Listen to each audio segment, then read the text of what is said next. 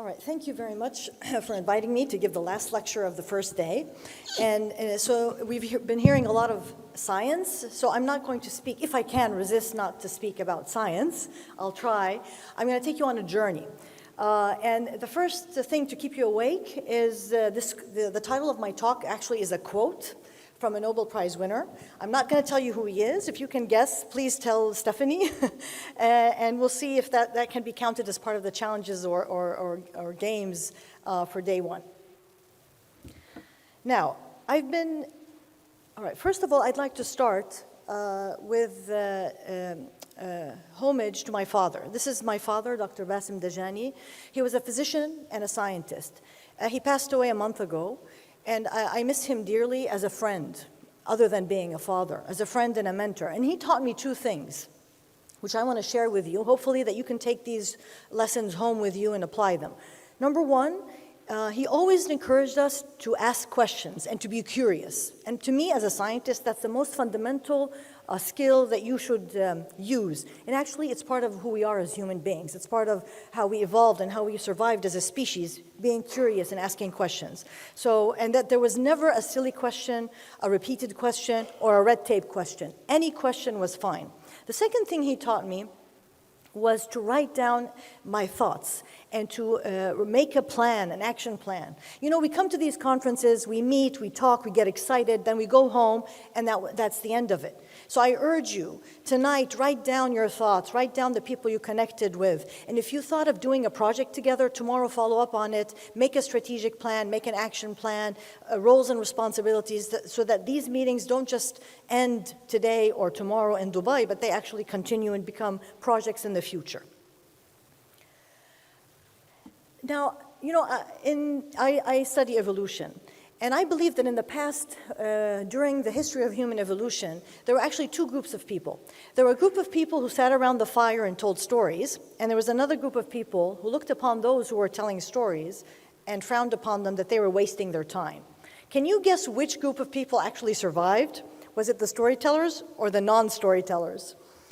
Obviously, it's the storytellers, because we all are good at telling stories, and most of our holy books are all stories because we learn from stories. That's how our brain has evolved, how it's wired to learn from that. So in the spirit of evolution, I'm actually going to share with you a number of stories within the next 40 minutes or so.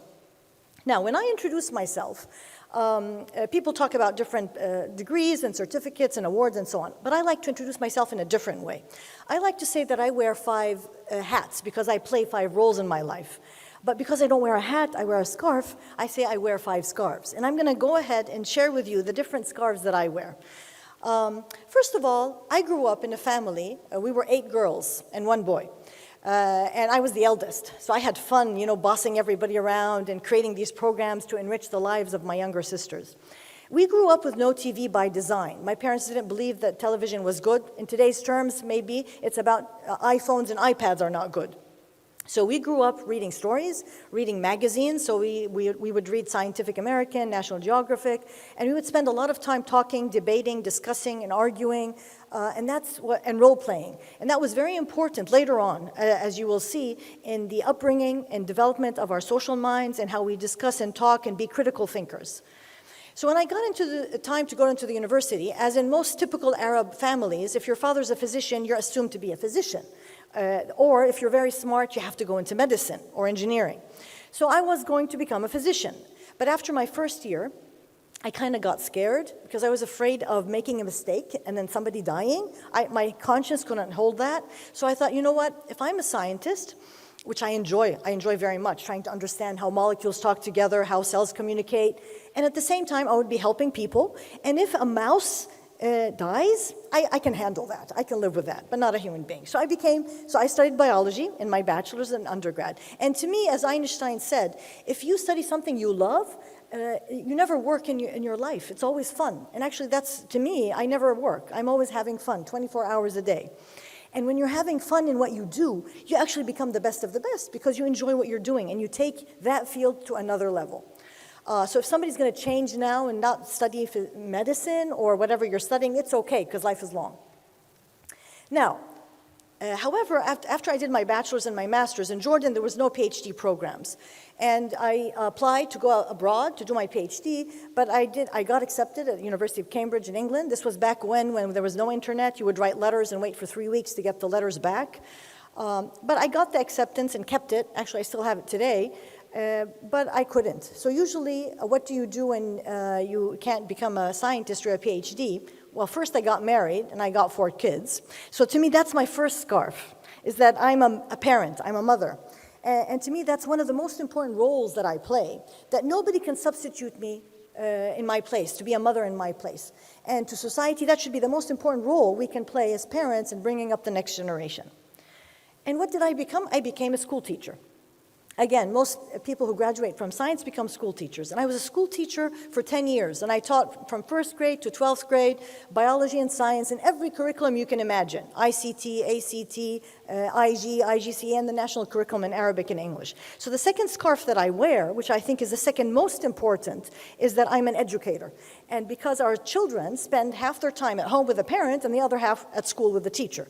So again, if you can stand in front of a sea of 5th graders, you can do anything in your life. So my hat off to every teacher and every educator. Now, but still, I wanted to be a scientist. It was my dream. And it was in my, and I really wanted to do this. So my husband saw an ad in the newspaper later on for the Fulbright saying that there's a scholarship for PhD students. So I went and I took my exams, my GRE all over again, and my personal essay, and I was called for the final interview, and on the day I was due to deliver my last child. And I said, oh, but that day is my due date. Could we postpone the interview? And they said, no, if you have your baby, we'll do it from your bedside. I didn't have my last child. I didn't deliver on that day. I went to the interview, and I got the scholarship. And that's when we had to make a decision. I'm a family, me and my husband and 4 kids. And I wanted to go to the States to do my PhD. So the question was, what do I do? Do I take my kids and leave my husband? Do I leave the kids at home with my husband and go myself? But to me, at this stage in my life, my family was as important as science. And so at this point, my husband, who was a lieutenant colonel in the Air Force, actually resigned so that we could all go together to the US, keep the family, and for me to fulfill my dream. So this is an important lesson, to choose your partner very carefully, that both of you share each other's dreams and support each other. And this is also a shout out that in the media, we always portray Arab men as being unsupportive, when in my experience, and I'm sure in many of your experiences, that's not the case. So we need to highlight the positive stories and not just the negative stories. So I went to the US, got my PhD, and one lesson here for those PhD students amongst you, I involved my children in every experiment I did, meaning I would go back home and explain the theory, the hypothesis, the experiments, and even share the results. And believe me, children are very wise and very smart.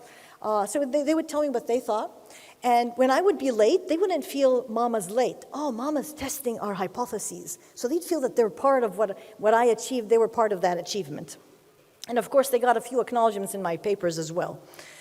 So I came back to Jordan and became a scientist. So in the second part of my talk, I'm going to talk about 3 points. Me being the scientist, my involvement with the humanities, and my involvement with entrepreneurship.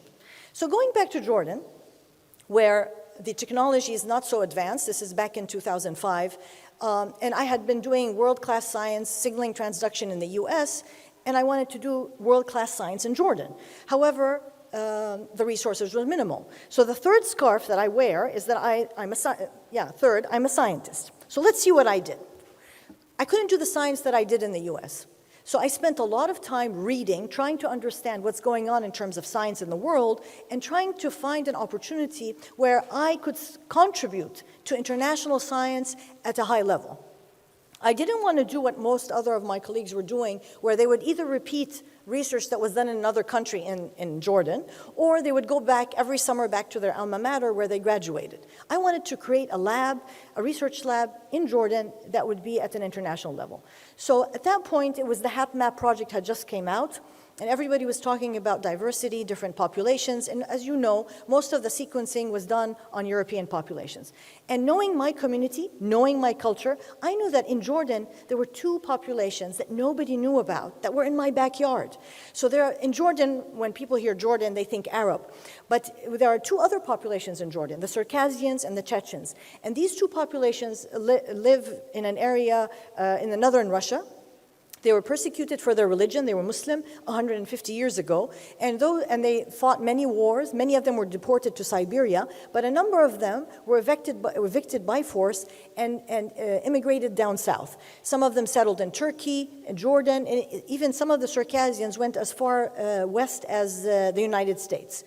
And so these two populations were in my backyard. I skimmed through the literature. Nobody had done any studies on them. So this was my treasure, right? My golden bullet to contribute to science in the way I wanted to do. So of course I contacted these two communities and got members from them on my team.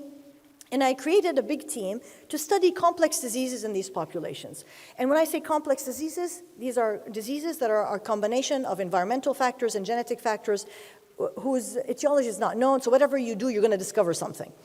And I chose to study, in particular, diabetes, because there's no stigma with diabetes, right? These are two populations. They're a minority. I didn't want to stigmatize them with studying, for example, neurodegenerative diseases, or even cancer. Diabetes, everybody has diabetes. In Jordan, you know, when you go and make a azime, when you invite people to lunch, you not just offer the food, you offer metformin. So it's so common, everybody has diabetes. So I thought, fine, we're going to study diabetes in these populations.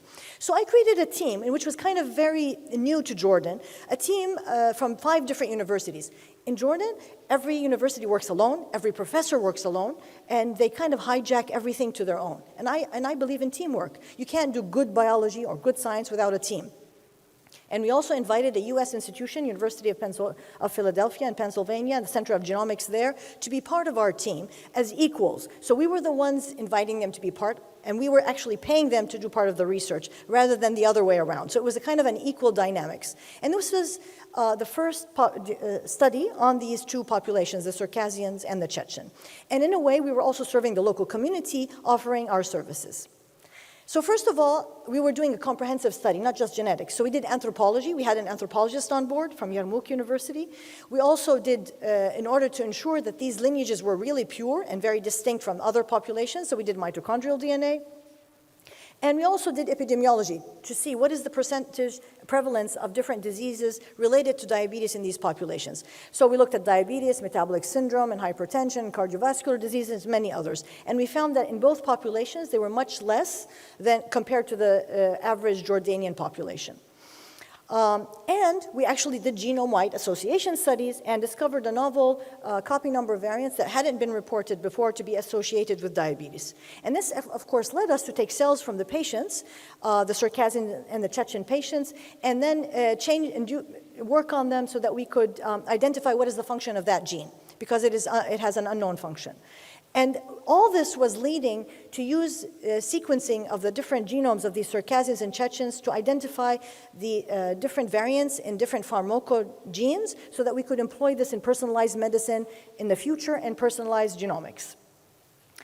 And of course, we became the world experts on Circassians and Chechens, so we were contacted by Rasmus Nelson from Berkeley to be part of a bigger consortium of studying human migration between Europe and Asia 11,000 years ago, because we had samples of the modern population. And this led us to a publication in Nature, which we're very, very proud of, that this was work done in Jordan, not in a lab somewhere else in the West, that we were able to publish in Nature on our own stand. And these are acknowledgments to the whole team that was working in the Circassian and the Chechen study.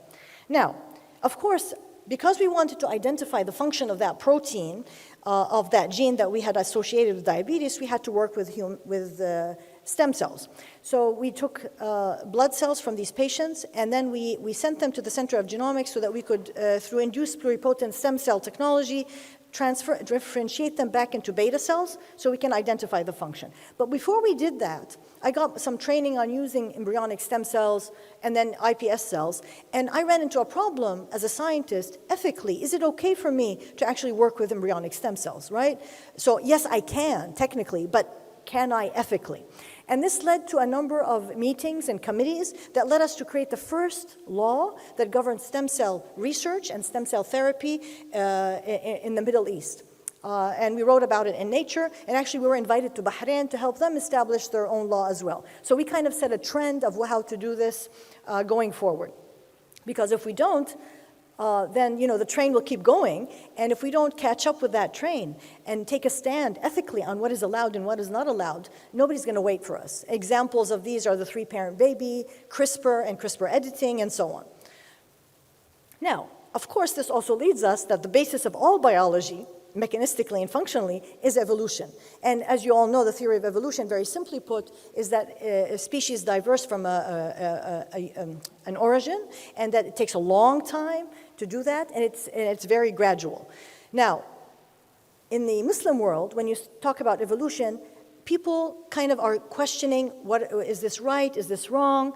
However, if we go back into our history, which is a very rich history, the Islamic golden civilization of scientific discoveries from medicine to physics to chemistry, we find that there were a number of scholars who actually mentioned rudimentary theories to evolution, and they were never considered atheist or blasphemy and so on. So what happened? And that's why I actually teach evolution to my students, because if they don't understand those concepts, they won't be able to understand biology properly. And actually, whether they agree or not, everybody's using the effects of evolution when you take your vaccine, your influenza vaccine, when you take your antibiotic. All this is built on the theory of evolution. Now, so this leads me to the title of my talk, right? What is a scientist? It's somebody who sees what everybody sees, but thinks what no one has thought. And so the way I discovered the Circassians and Chechan was by being observant, and those are the hallmarks of being a scientist. Well, another thing happened in the environment around us in 2011 was the Syrian crisis. And being in Jordan, we had a huge number of influx of, I don't like to call them refugees. These are friends and family, because the boundary between Jordan and Syria is artificial. It was created by the British and the French 70 years ago, and it didn't exist. It was all one region. And we know that from a genetics point of view that there's not much difference. And so the problem was that with the refugees, most of them, 80%, are living outside the camps, and over 60% are actually under the age of 18. So these are children affected by war and trauma in their everyday life. So, and we don't know what is the impact of this trauma. So being a scientist, I thought this is a time to ask a good scientific question. What is the impact of trauma and war on these kids? And so a research project that was funded by the Wellcome Trust in collaboration with Yale University, we wanted to study adolescents to understand what is the impact of trauma on them, and then to study certain programs, interventions, that claim to improve the mental health of these kids. Now this threw me into a whole new field, which I wasn't familiar with, right, which is mental health.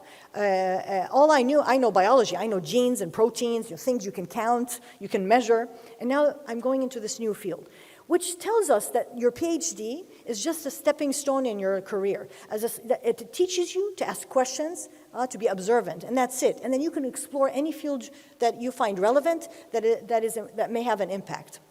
And so I felt I got a whole PhD in mental health as a result of this. So what we did is that we sampled Jordanian and Syrian adolescents, and we had a number of measures. We had the standard self-reporting surveys, which between you and me, I didn't believe in, because to me, what if who said I'm saying the truth on this survey, how bad I feel today or how traumatized I feel? But then to support that, this is where I came in, we wanted to look at biomarkers of trauma. So we looked at CRP as a biomarker of inflammation, at the EBV virus, as cell-mediated immunity, and we looked at cortisol as a marker of trauma. Because that when you're stressed, we know that cortisol goes up. And we wanted to get cortisol, we didn't want to get it from the blood because it's too invasive to take venous blood from these kids. We tried using saliva, and the kids were spitting into these tubes, and it was terrible because it was so messy. So we thought, the new place to get cortisol is from the hair. And actually, because your hair grows 1 centimeter a month, you have a record of how stressed you are as long as your hair is. So that was great. And we were able to show, for a number of measures, that a particular intervention that we were studying that was implemented by Mercy Corps on these young people, that their perceived stress actually did decrease. However, in other measures such as resilience, there was no change. And this speaks that not every intervention will work on every measure it claims. And if you do a good study and some of the measures work and some don't, that means this is an authentic study. But one thing that we learned in this study is that there was no good measure for resilience. And the kids that we were asking these questionnaires were traumatized again because of answering the questions. So it was the staff team on the ground, my Jordanian and Syrian researchers, are the ones that suggested, why don't we develop a positive tool so that these kids, when they answer the questionnaire, they're answering their resilience scale, which asks them, how good do you feel today? Where do you get your support? And so on. So we developed an Arab resilience tool, which was one of its kind that now others can use in the field. And we also showed that cortisol decreased with time using this intervention. So we were able to support the self-reports with a biomarker because your body doesn't lie, right? Your body says the truth. We also wanted to see what is the interplay of genetics with the environment. So we studied the gene MAOA, which is involved in serotonin and dopamine in the brain, and it's been called the aggressor gene. It's only exhibited in males because it's X-linked, and we were able to show a relationship between children who have low activity of MAOA and high resilience had less perceived trauma over time. So this is also one of the unique studies where you could have an interaction showing an interaction association between genetics, behavior, and perceived stress. Now, of course, this led us to look at epigenetics because we know that the trauma that's affecting the child or the person is not going to change your DNA in the sense make a mutation, but it will change how it is expressed. And there has been a lot of literature looking at mice and plants and fungi showing that there is an impact of the environment on epigenetics. So we wanted to ask the question, what is the impact of trauma on epigenetics? On humans, but more so, we wanted to see, could that epigenetic marker be transferred from generation to generation? Nobody has been able to really answer that question because, first, you can't design such experiments with human beings because it's not ethical. Second, you need to distinguish between if the effect is because of direct exposure or because it's really inherited. And so what we were able to do, again, because of the local knowledge of the community, we actually took samples of families who were exposed to a massacre that happened in one of the cities in Syria, Hama, in 1980. So we had grandmothers who were exposed to trauma in 1980. And then, so we took them, then we took as a F0 generation, then we took F1, which were their daughters who are now mothers, so you can see them in red in the slide. And then we took the granddaughters, who are in blue, who are now ages 14, and we had 3 cohorts where the grandmother was exposed to trauma, the mother was exposed to trauma, a double trauma where it's the grandmother and the mother, and the third one was a group with no trauma at all. So this is a really intricate, elegant design that we happen to be able to do it because of the prior history and because of the access to these communities. We just got an NSF grant to actually do the global epigenome to try to tease out the epigenetic signature of trauma. And the most important thing is we don't plan to ask a negative question. Most of the research done on trauma is looking for negative impact of the trauma. What we want to do is to highlight a positive impact, that children or adults who have been exposed to trauma may actually be more prepared to deal in a positive way. And this makes more sense from an evolutionary perspective. And so my daughter tells me, oh, Mama, it's the immortal kiss of our grandparents that you're studying.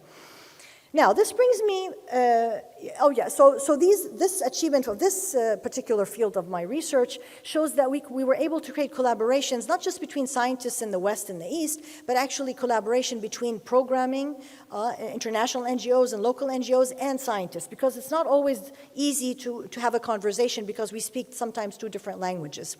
And we were able to do actually a randomized control trial under humanitarian conditions, which is also a first in our case. And we were able to use biomarkers showing that there's different ways of measuring mental health. And actually our work was featured in Science, which we're very proud of as well. Now, a lot of people ask me, oh, Rana, so you have difficulty doing science in the Arab world because you're a woman. And actually, I don't. We know that scientists have difficulty doing science in the Arab world, not because they're women, just because of lack of resources or bureaucracy. And actually, it's not lack of resources. I think there's a lot of money out there. To me, as I write in Nature, the reason that we can't do proper science is lack of let's say, a creative environment to support creative thinking, freedom of thought, exchange, and we have too much bureaucracy that doesn't allow us to actually go forward and explore the questions that we want to ask.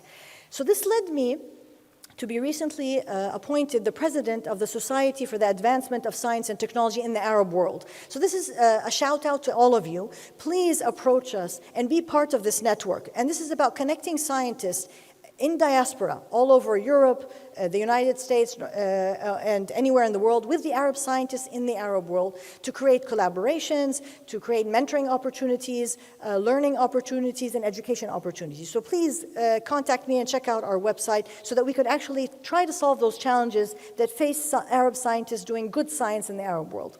But another problem we face, or a challenge, I don't like to call it a problem, is lack of mentoring, especially among women scientists. And this is not just a problem in the Arab world. This is actually a problem all over the world, that female scientists lack good mentoring. And so we created a mentoring network that we called 3 Circles of Alimat. And you know, Alimat is a word in Arabic that means female scientists, so that speaks to the history of female scientists in our civilization.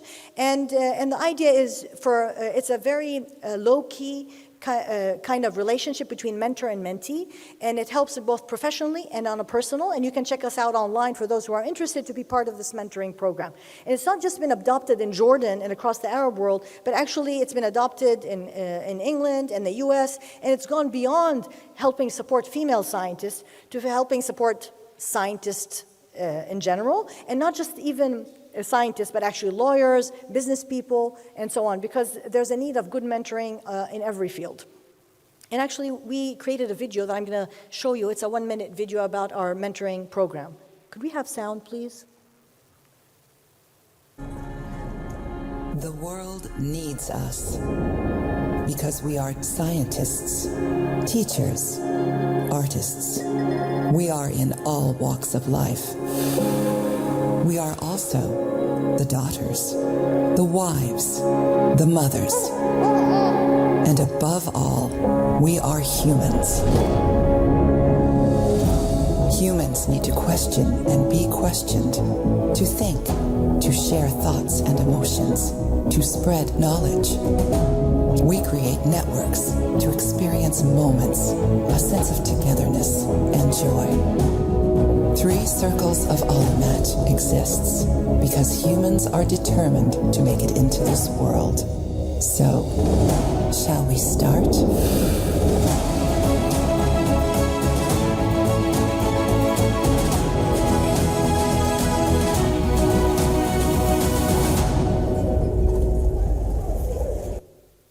So this led me, we'll leave the clapping till the end. I still have 18 minutes. So this led me to actually my 4th scarf, all right? So this scarf, the 4th one, has a funny story. You know, the other scarves, I actually earned them. You know, I'm a mom, I worked hard, I'm a teacher, a scientist. This one was kind of thrust upon me. So a few years ago, as when I was introduced, I got an email from this British organization saying that I was chosen as one of the 20 most influential female scientists in the Islamic world. And I said, okay, thank you, that's an honor. I mean, it's a responsibility as well. And they had given each one of us a title. And so I was scrolling down the email to see what is the title they had given me. So some of the women were given the title of the cardiologist, the mathematician, and so on. So I was, you know, I do so many things. I was curious to see what title they're going to give me. And lo and behold, the title they gave me was the Islamic feminist. And I said, no, you can't, you know, because when you say Islamic, all the Western world is going to look at me skeptically. And when you say feminist, all the Eastern world is going to look at me skeptical. And so nobody's going to be interested, or I'm going to be provocative in any arena. بالعربي بنقول يعني بطلع من المولد بدون حمص, zero. So I emailed them immediately and said, could you change it? You know, I do anything. You know, I don't want a title, just leave it without a title. But they insisted. So it kind of set me on a journey, a pilgrimage, so to speak, to redefine what that means and own it rather than it owning me. So I'm going to share with you that story. So, you know, in the world, that when you look around you, everybody's complaining in the media, everywhere you go, that there's not enough women in the workplace. Of course, because we're scientists, we hear that rhetoric in science, but you hear it everywhere. Yeah, in law, in business, in politics, everywhere. And, you know, and then you see this graph. This is everywhere on the internet. This was produced by L'Oreal. And it shows that male and female during school are almost 50-50, but then afterwards, males are much more than females until you reach the Nobel Prize, where it's 97% male. So when I see this graph, and it says it's universal or global, I look at my classroom where I teach in Jordan, and I'm sure it's the same here in the Emirates. My class has at least 70% female in the undergraduate, if not 80%. And then even in the graduate courses like master's and PhD, it's like 60%. So this graph is wrong. I want to draw this graph, right? We're the red line. In the Arab world, we have a lot of females, much more than males, going into the STEM fields. And this is something that the West can learn from us. Usually we think or we perceive that there's a lot more advancement in the West, but I think at least in this case, we are doing something right in getting more women into STEM, and this is worth studying by the whole world if they're really worried about getting women into STEM. Because their hypothesis is that there are less women in STEM because there's less women going into STEM for education. And we have proved that wrong. Now, however, after people finish their education, get their PhDs, everywhere around the world, we have less women in the workplace. And this is universal, right? This is in the Arab world and everywhere around the world. So the question then becomes, how come we have less women in the workplace, in science, later on? So again, we say the reason is not education, because we have proven it's not, so it must be something else. And of course, you see, they call the leaky pipeline, it's about the workplace retention. And we see that those who are leaving are the married women and the women who are married who have children. So this leads us to maybe another hypothesis, which is set forth by the international community, is that we have less women in the workplace because the workplace is not created in a way to support women. So as a result, many companies and universities and research institutes have introduced, for example, nurseries or flexible time or a place to nurse your baby to make the workplace a little bit more hospitable for women to keep on and stick and not leave the workplace. Even when they say they're doing that, this is not prevalent all over the world. I was in Vienna at the UN last year, and we had a scientist, a professor in mathematics coming from Bulgaria. She had a baby boy. Well, first of all, the baby boy, who was less than 1 year old, could not enter into the building without a pass, so fine, she made a pass for him. But then when she went to find a place to nurse her baby, to breastfeed her baby, there was no place. And the staff member told her you could do it in the bathroom. So to me, this is the UN, the epitome of civilization, calling for equality, does not have a place for a female to do a very biological thing, which has nothing to do with culture or social norms. It is something which has evolved with us as a species that a woman does and a man does not. And the other thing also that came out of Facebook and Apple is that they actually offered their female employees to freeze their eggs until they're over 40, meaning after they're done working, they've exhausted them, now you can go off and do your biological thing, which is, again, inherent in our evolution and part of our biological clock. So to me, the question becomes then that although we need to have measures in the workplace to be flexible and hospitable to women, that there are some problems in the workplace that are not being addressed that deal with the biological differences between men and women. I'm not talking about anything else except a woman has a uterus and can be pregnant, and a woman can breastfeed and a man can't. Although I had some men and women coming up to me and telling me, oh, I don't know, but soon men are going to be able to be pregnant. And I said, okay, when that happens, we'll deal with that, when biotechnology advances. But at the time being, I think this is one fundamental difference between men and women that we need to acknowledge. But the thing is, we don't, because if you look at the workplace looks like this. Yeah? Even in the most advanced universities at MIT and Harvard, a female professor will not come out and say, honestly, I need to go home and check on my children, because we're all measured according to the same measurement, the same stick. Because the workplace, as it was developed and evolved, was developed by men for men, and women were not taken into account. It looked like this. It was very simple, 8 to 5. It's all about power, dynamics, and seniority. And when women entered the workplace after the Industrial Revolution, they didn't say, stop, wait a minute, we're a little bit different. We have to be pregnant. They just tried to fit in, just like those animals in the cartoon. And of course, they couldn't fit in because a fish can't climb a tree. And so, rather than fitting in, what we should have called for, and this is what I call for, a paradigm shift in changing how the workplace looks like. So from a very simple framework to a very complicated, beautiful, creative, diverse framework, where we have different frameworks of success.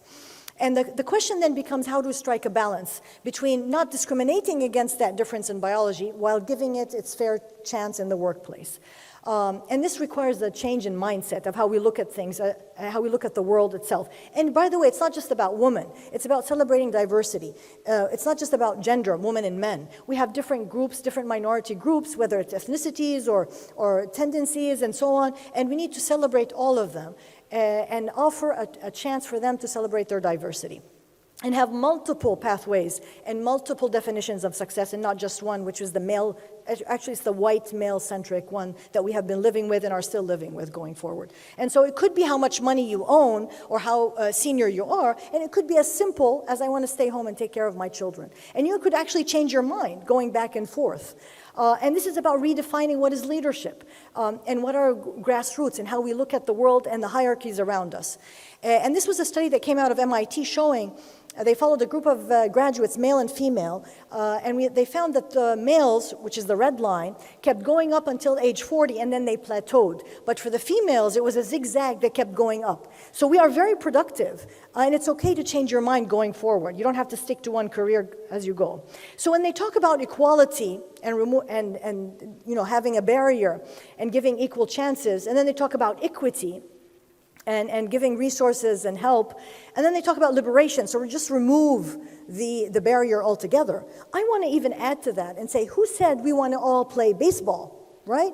We want freedom to choose to do whatever we want. And I think that's the core message that I came out of as a result of this definition of me being the Islamic feminist, is that we are all human. We need to celebrate that diversity amongst us.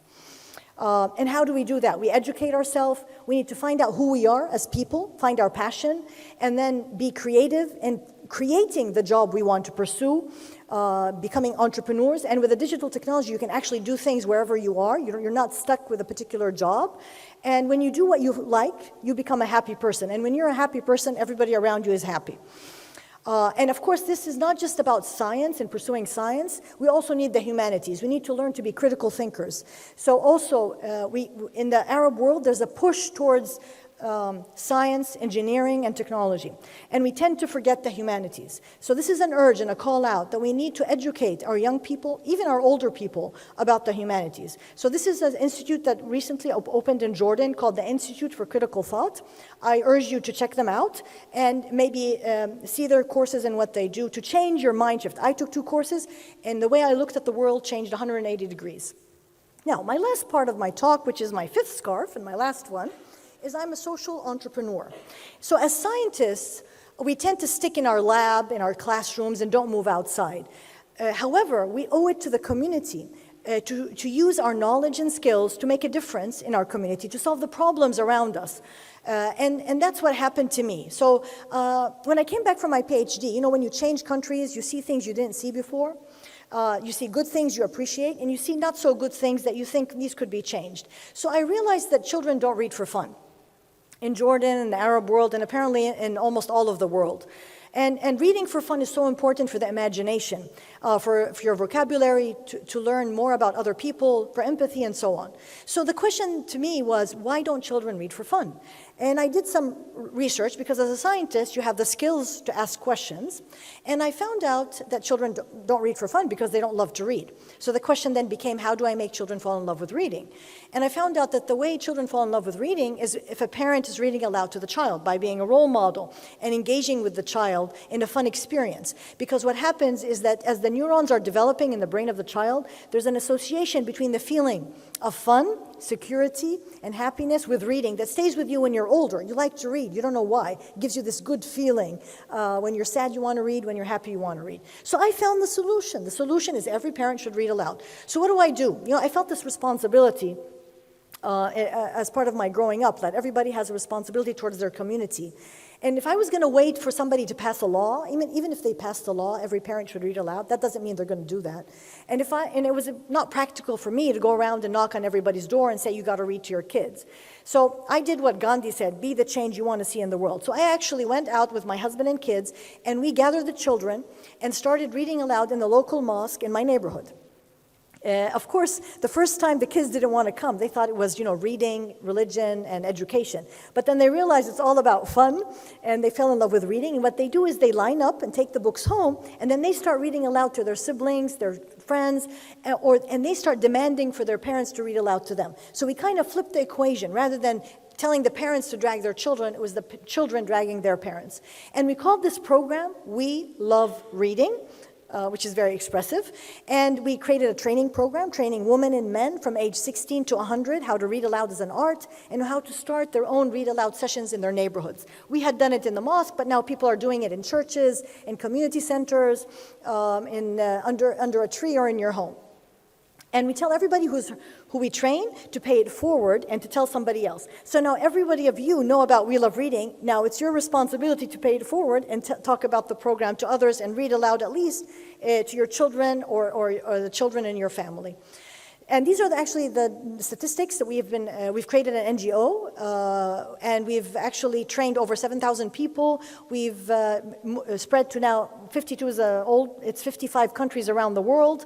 We've distributed books, and we've affected almost 500,000 children all over the world. This is the distribution. It's not just that we've spread to third world countries, but we've also been implemented in the US, in England, in Germany, in South America, in Australia, and other countries, because there is a need for reading aloud and building a community around reading everywhere around the world. And actually, I thought I knew the 55 countries until I met a lady. I was giving a talk about genetics, and this woman comes up to me and tells me, "Are you the one who founded We Love Reading?" And I said, "Yes." She said, "Oh, I do it at my church." And I thought, wow, she was my celebrity. And so it has succeeded and spread, and We Love Reading has become a social movement, as we have been called in a book about innovation and education, because it's a simple, affordable, flexible, and sustainable program that is based on evidence. Evidence because I'm a scientist. So I invited scientists from all over the world to come and study the impact of the program on the children. So for example, with Brown University, we were able to show that the program improves executive function in children, which makes them do better in school.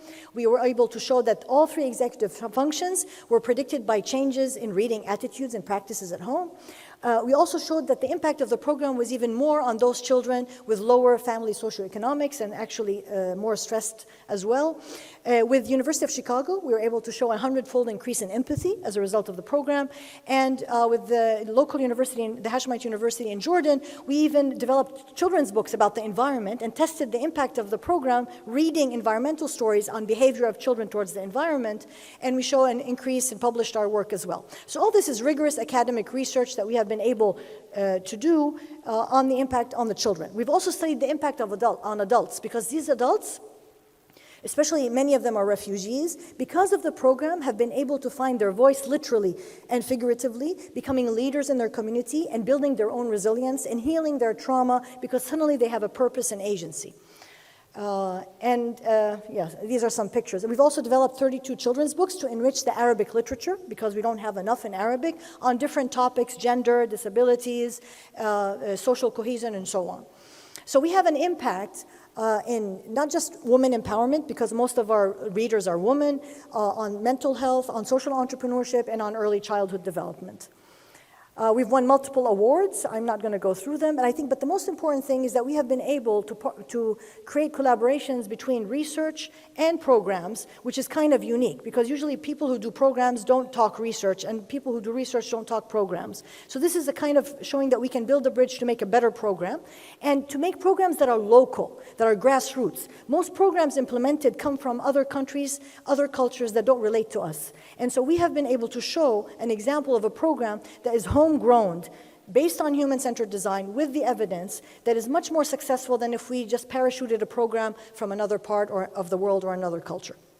We've been featured in the Stanford Social Innovation Review, in the New York Times, in Forbes, in PBS, and at Harvard, and the Fletcher Forum as well. So we've been able to reach a wider community and population. So the learnings from here is that we need to inform international development how we want that aid to happen. Usually we are the victims and we only are receivers. We want to take control and design our own programs. With help, yes, but we want to have the ownership. And as scientists, we also have a duty towards justice, to uphold justice. A lot of people say science has nothing to do with politics.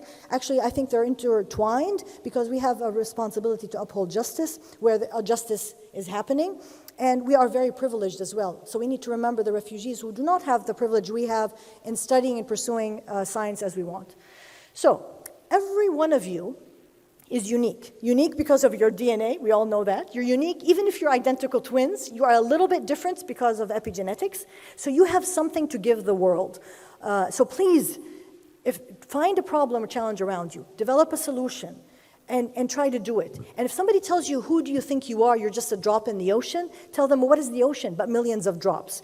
And write your story. Your story is important. We need this generation of Arabs to read about Arabs who look like them, who speak like them, so that they can be inspired and find role models for themselves. And just so I say what I speak, I do what I speak, I've written my book. It's called 5 Scarves, Doing the Impossible. If we can redefine stem cells, why can't we redefine success?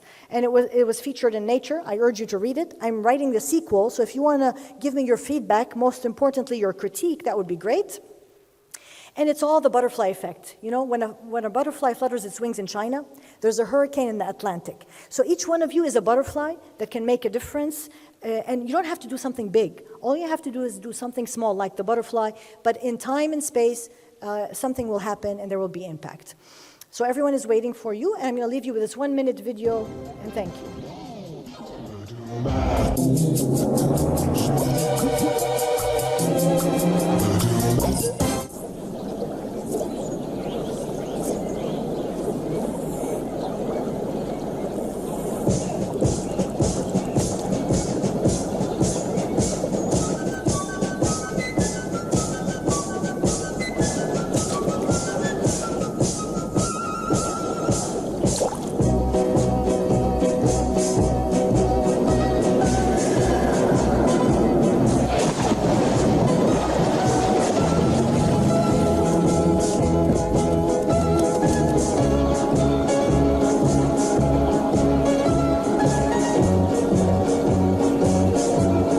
So the lesson here is don't wait, just jump in and do things. I'm advertising a lecture tomorrow with Popular Science, speaking of Arabic websites that have science in Arabic. So Popular Science in English is very well known. It's been around for over 100 years. So this is Popular Science in Arabic, and tomorrow there's going to be a lecture about stem cells and stem cell ethics. Thank you very much.